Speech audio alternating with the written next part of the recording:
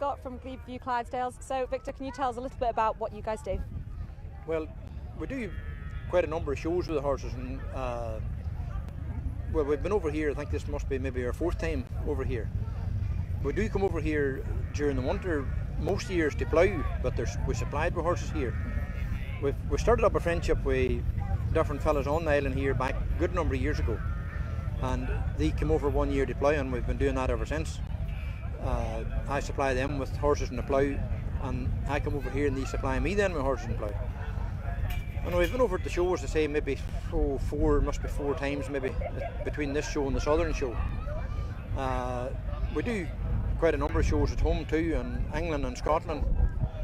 We do weddings, we do funerals, we do ploughing matches, all sorts of things. So getting over here isn't exactly as straightforward as it's not. Running down the motorway an hour and you're there. No. So tell us about how you get here and what you need to go Right, through. well the boat only comes here once a week with livestock. So we had to come here last Saturday night. From Belfast? From Belfast. Normally speaking, we would cross over to Scotland, drive down to Heysham and come back that way, but we decided to come straight from Belfast this time. So we'll get back on that boat on Saturday night to Belfast, which means we'll have to be here for a week for a show, but we don't mind. We have good enough company here in the island, and we're well looked after. And what have you got going on today for people to come and watch and look at? Right, we're going to go out with a pair of horses now, 2 horses to drive now, and then later on in the day we'll take 4 out maybe and drive a 4-horse team.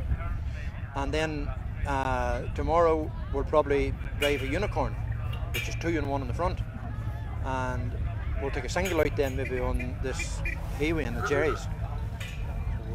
Bits and pieces, and then there's I think there's a drive round Barters or something they've been saying there, maybe Ben might go and do that too. And how did you initially get involved with the Royal Manx Agricultural Show?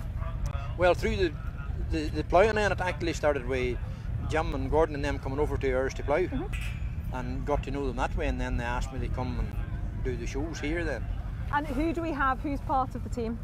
Well, my grandson Ben here that's splatting at the minute, with my brother and Raymond and Declan round the corner here. And obviously a lot of maintenance goes into keeping these carts in this kind of condition, and the horses looking so well. Aye, well, the horses were all washed yesterday. They're staying on the market yard there. They were all washed from head to toe yesterday and dried, and then they stayed in the pens, bedded with sawdust. And then this morning we had to do a wee bit more tidying up at them this morning, just wee bits around their legs and that, but it takes a wee bit of work. Well, they all look amazing, so it's definitely paid off. Yes, And thank you very much for You're very welcome. You're very welcome. Look forward to watching you later. Thank you very much.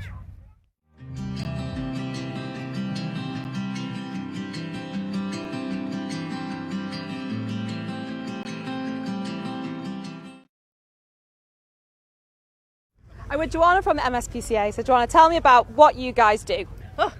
Rescue, rehome, rehabilitate, release any animal basically. Farm animals less so, cows in particular, but yeah, any animal, from wild animals to sheep to horses and ponies, and to rabbits and pets like dogs and cats, which most people associate us with, but yeah, anything. And today, what have you got going on down your stand? Oh, crikey. Lots of teddies to give away, or to adopt. We're giving upcycling teddies, giving them another lease of life. So nothing furry or alive today, because it wouldn't be fair at the show. Lots of merchandise. We've also got details of the dogs, cats, guinea pigs, rabbits that we have for adoption, or some of them anyway, just trying again to find them their forever homes. And then some games for the children to play. And how many animals do you have in at the MSPCA at the minute? Roughly at the moment, probably about 70. Wow, okay. And do you find it quite difficult to rehome them, or what's the process to... Interesting question. Historically, no. And the Manx community is amazing. They'll adopt old, sick, 3-legged animals that, we generally don't have a problem adopting out. But right now, we're seeing the hit of the current economic climate.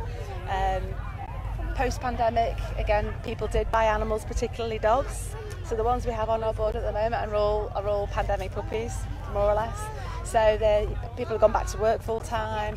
The dogs have become teenagers. They're not as easy, and so we're ending up with them. But we'll find them homes. We do have a horse actually on a foster scheme at the moment. Right, okay. And we are still looking for her new foster home. So if I can put a shout out while I have an audience for a young mare, she's 6 years old. She probably can be lightly ridden going forward, but she's a welfare case from last year, and we're looking for a 5-star companion home with a view to maybe being lightly ridden. So if anybody knows of somebody who might be interested, we did put a Facebook appeal out last week, and a few people were interested, but I think again, current economic climate, having a companion is... How big is she? She's 16 hands, 16'1". And does she have any medical issues, or is she very... Her feet were sorted. She had chronic feet issues, abscesses, but they are 100% now. So we've had we have great farriers on the island, but John Lace was the farrier that treated her, and we're not sure about whether she may have... Her back we think is fine, but she may have some...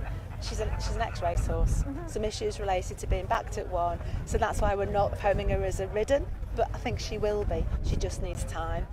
So she needs a mum or a dad who can do that. We do! And that can be our mission for these 2 days. Perfect. Thank you. So much. Thank you very much.